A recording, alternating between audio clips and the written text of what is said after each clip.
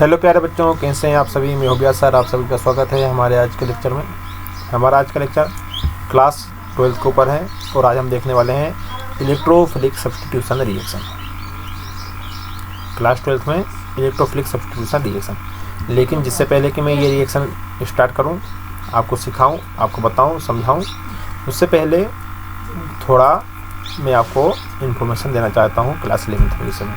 जब हम class 11th में थे, जब हम क्लास 11th में थे तो मैं वहाँ पर टाइप ऑफ रिएक्शन पढ़ाया था। टाइप ऑफ रिएक्शन में आपको बताया था, याद है। अब उस टाइप ऑफ रिएक्शन में मैंने आपको बताया था addition reaction,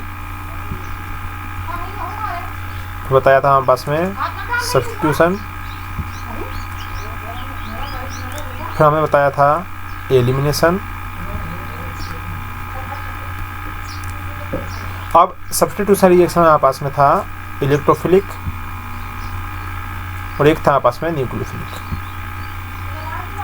electrophilic substitution reaction, nucleophilic substitution और एक था हमारे पास में फ्री रेडिकल रिएक्शन, याद है। उसके बाद से E1 में था हमारे पास में E1 E2 और था हमारे पास में E1CB रिएक्शन। एडिशन रिएक्शन है हमारे पास में बहुत सी, जिसमें नाइट्रेशन था हमारे पास में, सल्फोनेशन था हमारे पास में, बेंजोनेशन था हमारे पास में, क्लोरीनेशन था हमारे पास में। ये हमारे पास में एडिशन था। क्लियर है। ये हमारे पास में एडिशन रिएक्शन कर चुके 11th में, सब्स्टिट्यूशन रिएक्शन कर चुके हैं हम, एलिमिनेशन कर चुके हैं हम। इसमें हमारे पास में SN1 और SN2 भी हम पढ़ चुके थे। Nucleophilic substitution reaction, mono nucleophilic substitution reaction, by nucleophilic substitution reaction, ये सारा हम यहाँ पर देख चुके हैं। SN2 by nucleophilic substitution reaction, by nucleophilic substitution reaction. ये जो बाई न्यूक्लियोफिलिक सब्स्टिट्यूशन रिएक्शन है, ये मोनो न्यूक्लियोफिलिक सब्स्टिट्यूशन रिएक्शन है। ये क्लास 11th में ही मैं आपको बहुत अच्छे से करा दिया था। यहाँ भी इलेक्ट्रोफिलिक सब्स्टिट्यूशन रिएक्शन है। Demand of electron, demand of electron. यहाँ पर अटैक कौन करता है? E+ यहाँ पर अटैक किया करता है ना। अब आगे बढ़ते हैं। अब यहाँ पर ये देखो, इलेक्ट्रोफिलिक सब्स्टिट्यूशन। अब यहाँ पर क्या होता है, एक बेंजीन रिंग है, ये तो मैं आपको पहले ही बता दिया था, है ना। इसको कोई आवश्यकता नहीं है करने की, इसको कोई आवश्यकता नहीं है करने की। ये मैं आपको सिखाया था, 5 स्टेप में कंप्लीट होती है ये reaction. 1 step, 2 step, 3 step, 4 step और 5 स्टेप। 5 स्टेप में ये रिएक्शन क्या होती है, कंप्लीट होती है। इसको करने की आपको कोई आवश्यकता नहीं है। यहाँ से करते हैं, हमारे पास में आता है हेलोजिनेशन।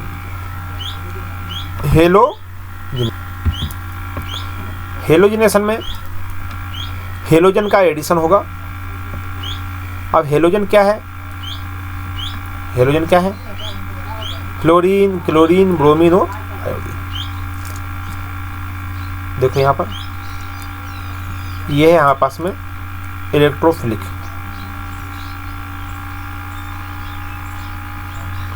Electrophilic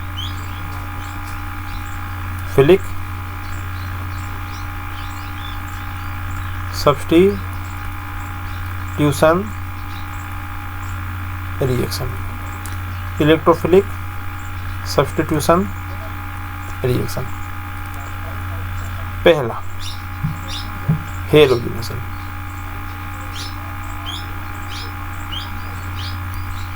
halogenation. अब इसमें बेंजीन रिंग लो, एनिसोल का एग्जांपल इसने लिया हुआ है, तो ये हमने बेंजीन ले लिया। अब बेंजीन के ऊपर जो लगाते हैं ग्रुप उसके बेसिस पे नाम हो जाता है। यहाँ पर हमने लगाया OCH3, जब यहाँ OCH3 लिखता है तो इसका नाम होता है एनिसोल। एनिसोल क्या नाम होता है आपस में? एनिसोल। इसकी रिएक्शन आपने की, यहाँ है आपस में Br2 in ethanoic acid, ethanoic acid. Ethanoic acid के प्रेजेंस में हमने रिएक्शन कराया Br2 से। तो Br हमारे पास में कहाँ लगेगा, ये किस पर डिपेंड करता है? ये डिपेंड करता है कि यहाँ पास में ग्रुप कौन सा है। यहाँ पर पास में ये जो ग्रुप है ना, ये यहाँ पास में +M ग्रुप है। ये जो यहाँ पास में ग्रुप है यहाँ पास में है +M ग्रुप। क्यों? क्योंकि डायरेक्ट हमारे पास में ऑक्सीजन इससे कनेक्टेड है। ये यहाँ पर इलेक्ट्रॉन को डोनेट करेगा, जिससे ऑर्थो पोजीशन और पैरा पोजीशन इसकी एक्टिव हो जाएगी। तो एक बार पैरा पर लग जाएगा Br आकर के, और एक बार हमारे पास में ऑर्थो पर लग जाएगा Br आकर के। ये रिंग का तो कुछ होने वाला नहीं है, रिंग तो ज्यों की त्यों रहेगी। ये देखो रिंग ज्यों की त्यों रहने वाली है। ऊपर हमारे पास में ऑक्सीजन रहने वाला है, CH3 है वो भी रहने वाला है। यहाँ भी सेम कंडीशन, रिंग तो हमारे पास में ये रहने वाली है बेंजीन रिंग।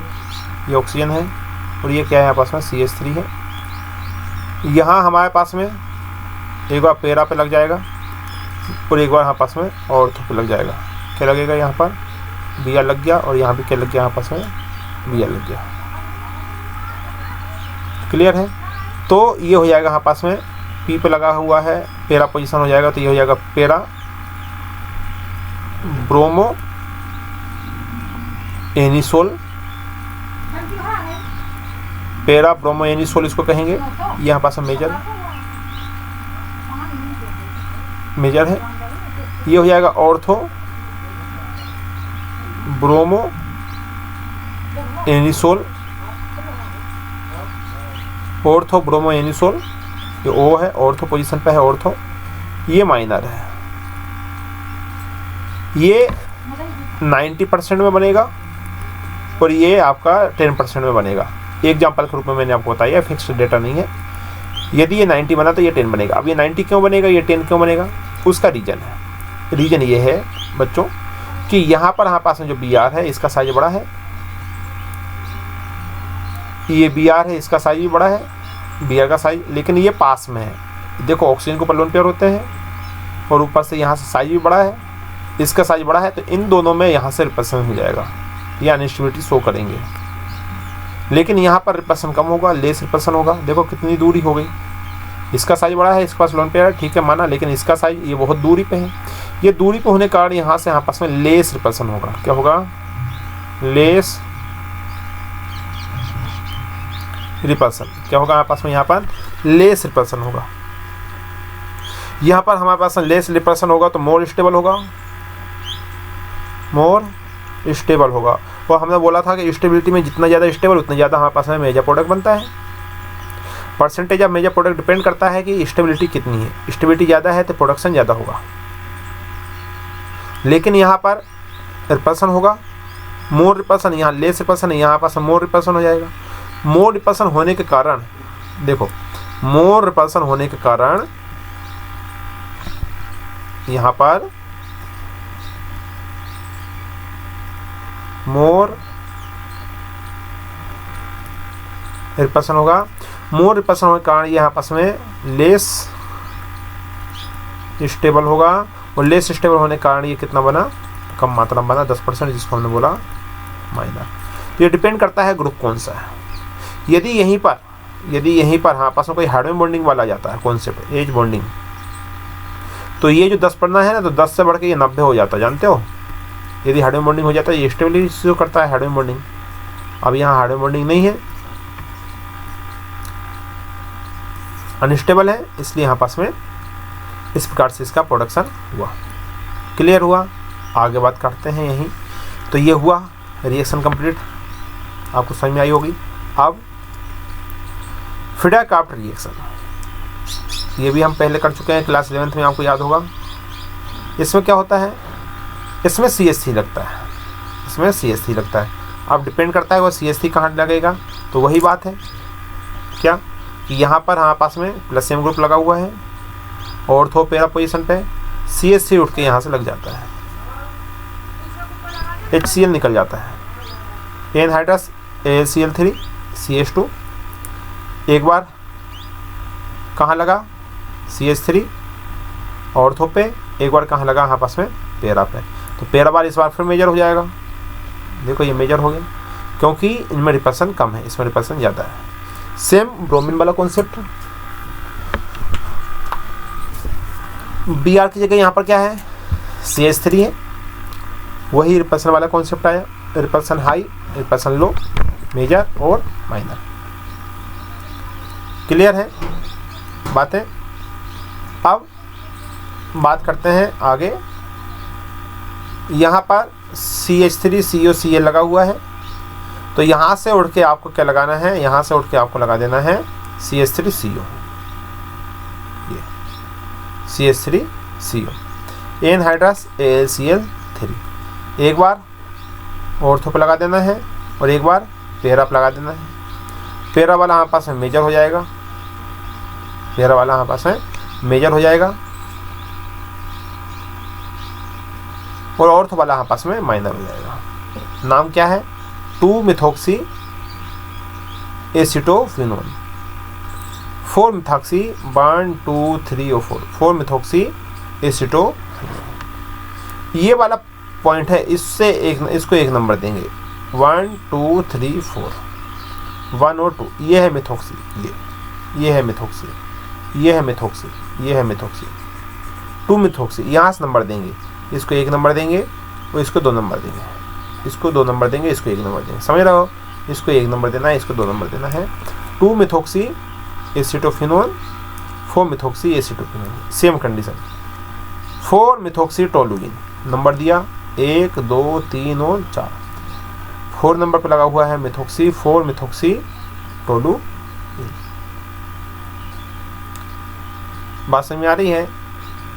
2-मिथॉक्सी toluene, 2-मिथॉक्सी toluene. फंडा क्लियर है, बात समझ में आ रही है। अब आगे बढ़ते हैं इसी में। अब हम बात करते हैं नाइट्रेशन की। नाइट्रेशन में क्या है, HNO3 की रिएक्शन कराते हैं, HNO3 की रिएक्शन कराते हैं। एनिसोल जब हम रिएक्ट करता है, anisole react with mixture of concentrated sulphuric acid and nitric acid to yield a mixture of ortho and para nitro anisole. यहाँ से ऑर्थो नाइट्रोसोल भी बनेगा और पैरा नाइट्रोसोल भी बनेगा। कैसे, सेम कंडीशन, क्वेश्चन वही है, बेंजीन रिंग में है, OCH3 है, ये प्लस सेम ग्रुप लगा हुआ है, इसलिए एक बार ऑर्थो पे अटैक करेगा और एक बार आपस में पैरा पे अटैक करेगा। जब ऑर्थो पे अटैक किया तो HNO3 से यहाँ पास में निकलेगा NO2, NO2 लगा ऑर्थो पोजीशन पे, तो हमने बोला 2 नंबर तो देना पड़ेगा ना, 2 नाइट्रो एनिसोल 1 2 1 2 2 पोजीशन पर लगा हुआ है NO2, तो 2 नाइट्रो एनिसोल। ये यहाँ पास में माइनर है, ये यहाँ पास में मेजर है। मेजर होने का रीजन वही है कि जो जितना दूर उतनी ज़्यादा स्टेबिलिटी, उतना ज़्यादा परसेंटेज में ये बनेगा। क्लियर है, ये भी आपका कंप्लीट हुआ। बाकी ये सारे इंटेक्स क्वेश्चन है, इसको आप कर लेना। अब बात करते हैं आगे, ये सारे क्वेश्चन हैं, इसको आप कर लीजिएगा। ये आ गई हमारे पास में समरी, और इसी के साथ में हमारे पास में यूनिट होती है ये कंप्लीट। अब ये IUPAC नाम वगैरह आपको सिखा दिए थे, ये सारे आप कर सकते हैं। ये सारा अब आपका हो गया कंप्लीट, यूनिट आपकी अभी होती है कंप्लीट।